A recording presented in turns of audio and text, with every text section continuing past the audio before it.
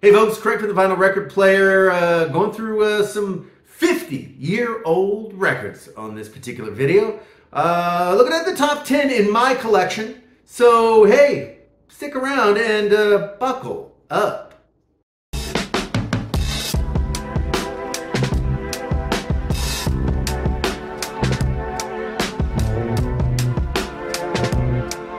All right, and we're back. Yeah, let's go ahead and do this. I'm going to do these records, obviously 50 years old. Not always the pressings, certainly, but we're talking about records released originally in 1973. I'm going to start out with a few honorable mentions because, hey, that's how we do things around here at the Vinyl Record Player.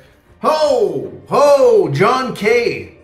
How about My Sportin' Life? This would be John Kay, former lead singer of Steppenwolf at this point. Really lead singer of Steppenwolf. The band ended up getting back together. John Kay, just ridiculously great vocalist. Love this man.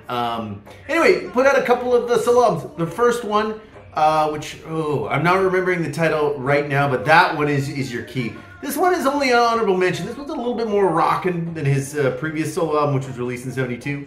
But if you see this in the wild, pick it up. His solo work is shockingly good. Shockingly good. Well, not really. I mean, let's be real. Steppenwolf, woo, fantastic rock band. One of the best, I think, hard rock bands. I think they kind of helped pioneer hard rock a little bit. Obviously with Born to Be Wild, etc., etc.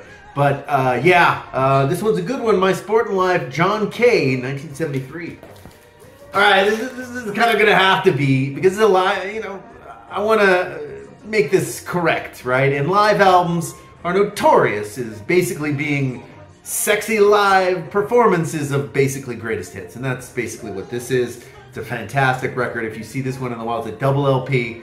Great, great record. Isley's kind of peak powering, but you can't even say that. You can't even say that with the Isleys, because they just keep going. In fact, I'm going to be going up to see them live this year, 2023, at the Los Angeles County Fair. I'm kind of excited. I've seen some shots of them. They're a little bit gray of the beard, but wow, these fellas can still rip it.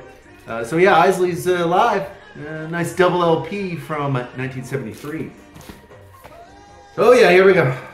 Got the Intervisions, Stevie Wonder. I'm just getting back into these albums. Wow, The Wonder is a wonder, indeed. Remarkable, remarkable stuff. I mean, you got Higher Ground on that, on this Living for the City, Too High. The hits keep on coming on this one. That's the thing about Stevie. In 70s Stevie, not a bad, the guy just doesn't do any filler jams. It's all really good stuff, shockingly good. So yeah, this is, unfortunately, just an honorable mention for me, just because I'm getting back into it. Ooh, but I like what I hear. I like what I hear. And of course, final honorable mention, let's talk about Bill Withers live at Carnegie Hall. Woo! Beauty. Just beautiful. Great, great double LP. I just picked this up. This is, I'm not sure what the pressing is, but so let's get a little gander at this big dog. It's a beauty. Like, oh, come on now. Oh, look at that. Oh, great photography. Little shot of Bill on the back looking cool AF. This is on the Sussex label, this repress. I just got this earlier this year. Ooh, great record, great record. All right, but you know what? We're going to the top 10. Let's go straight into the top 10 now. My records, not ranked. Okay, we're not ranking. These are just 10 records that I consider top 10 picks for me. First off, hey, Allman Brothers, brothers and sisters. Ironically, or unironically, really, got this for my sister as a gift. Oh, love this record. Really good. Ramblin' Man is on this one. Ramblin' Man, obviously, a famously great song, their biggest charting song. And it turns out, hey, rest of the Allman Brothers sounds absolutely nothing like Ramblin' Man. But great jam. I think you got Southbound on this one. Jessica, Pony Boy, among other really good hits. This is the album released right after Duane Allman unfortunately perished in a motorcycle accident. It wouldn't be long before, I think it's Barry? I'm not sure. The bassist would also perish in the same way. Ugh, just tragedy-racked band. But this kind of was the coming out party of Dickie Betts. People were concerned. Oh, is he going to be able to do it without Dwayne? He was. This album is proof. Really, really good album. Oh, Soul Master. Yep. 2 albums in '73. Al Green. The other one's called Living for You. Not as good. I wouldn't put that on the top 5 Al Green albums of all time. This I would. Oh, Call Me. Just a classic. There's a lot of really, really good jams on this one. Oh, and Al just looking electric on the back. To have been at that show, one can only imagine. At any rate, have you been making out okay? Oh, I have now. Call Me. Your Love Is Like the Morning Sun. Oh, Al Green. A classic record. I consider this a must-have. Oh, and on a sexy tip, Marvin Gaye, Let's Get It On. Obviously the title track, big jam for Marvin, but this whole album is actually very good. This is a lovers album, strictly for the lovers. And wow, it feels so good. Yeah, Marvin Gaye, one of his better albums, certainly. Obviously, you know, there's no What's Going On, but as a follow-up, I will take it. And yeah, if you see this one in the wild for cheap, you got to pick it up. You got to. Oh, new fave for me, new fave. A dramatic experience. The Dramatics. Obviously, it's not because I love dragon-oriented art, although, hey, who doesn't? But wow, tons of really good songs on the Volt label. Let's just do a quick refresher of this one. The Devil Is Dope. Oh, please. You Got Me Loving You, Feel For You. Hey, Get Off My Mountain. All right, Get Off. Oh, also a good one. Yeah, I can't say enough about this record. The Dramatics, anything in this period from the Dramatics is fantastic. Really good band on the Stax Bullet label. Oh, of course, Talking My Book alert. Yep, I'm talking about Norman Whitfield's production of 1990 by The Temptations. This is not an album that was chock full of hits, but wow, the sound is big and it is thick and it is symphonic in places. And wow, really, really good record. Available on streaming, worth a listen. Give it a shot. Like I say, anything the Whitfield is ripping, I'm all over that. I'm all over that. And this record, 1990, really shocked me. I was like, oh, there's no hits on this. Oh, there is. There is.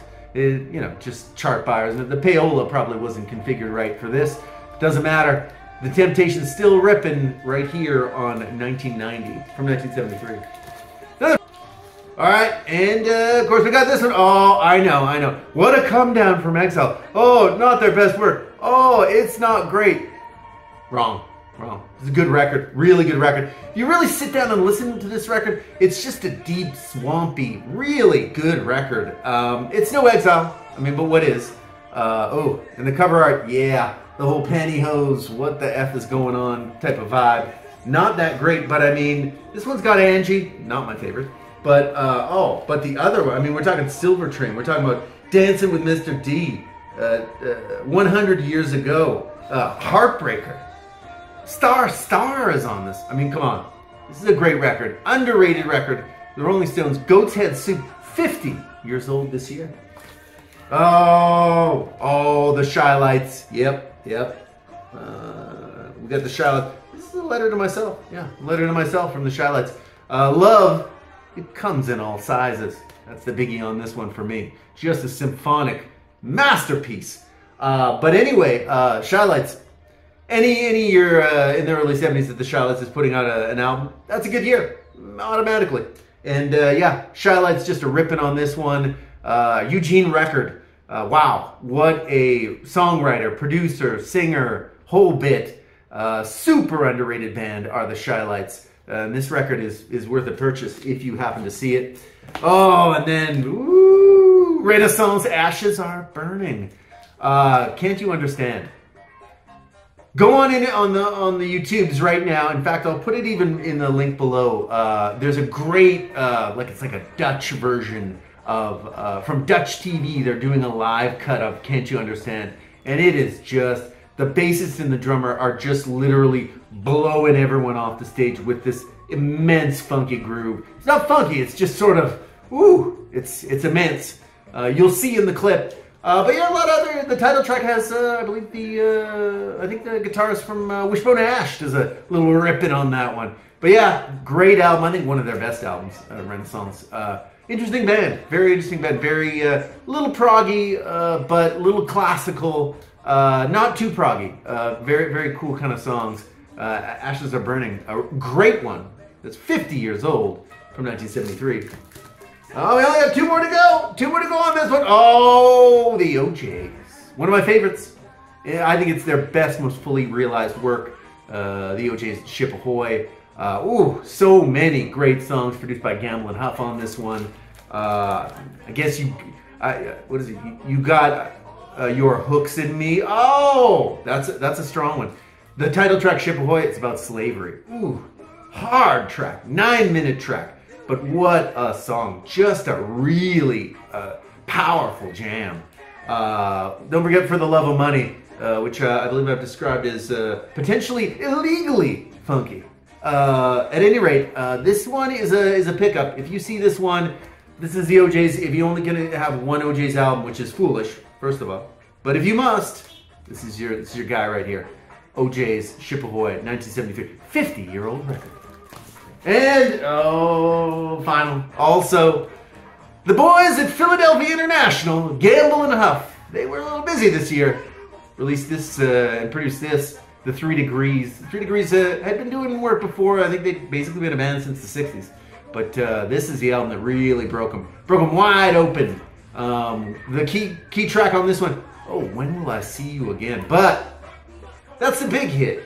The more important and just immense track is, of course, If and When. If and When It Will Kill You. It's so good.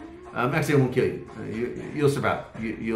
But you will change. You will change. And If and When, with this like deep, funky Rhodes piano groove, and just like it's such a really immense sort of symphonic song. It's a must listen if you get the opportunity. Check it out. The 3 Degrees, they're self-titled from 1973 on the Philadelphia International label.